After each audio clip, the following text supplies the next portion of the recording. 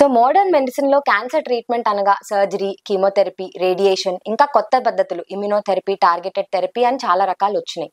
ఇవన్నీ వచ్చాక కూడా అవి అసలు ఎలా వచ్చినాయి అంటే అత్యంత పరిశోధనలు జరిగి వాటి యొక్క ఉపయోగాలు ఏంటి, సైడ్ ఎఫెక్ట్స్ ఏంటి అనేది ఒక క్లారిటీ తెచ్చుకున్న తర్వాతనే మనం యూజ్ చేయడం జరుగుతుంది.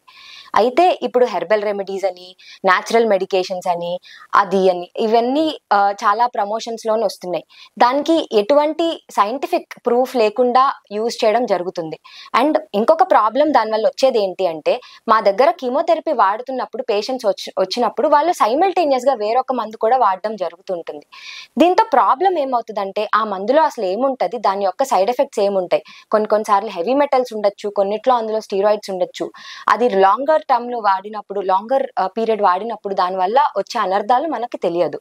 ఇంకొకటి ఏంటి అంటే మనం ఇచ్చే కీమోథెరపీ దాంతో పాటు ఈ మందులు వాడితే అవి ఎలా ఇంటరాక్ట్ అవుతాయి, దానివల్ల ఎట్లాంటి సైడ్ ఎఫెక్ట్స్ ఉంటాయి అనేది కూడా తెలియదు.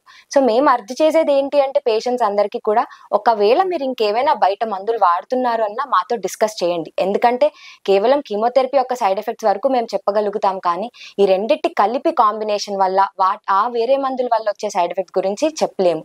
సో ఆల్వేస్ మంచిగా మీ డాక్టర్తో డిస్కస్ చేసుకొని ముందరికి వెళ్ళడం అనేది మంచి విషయం.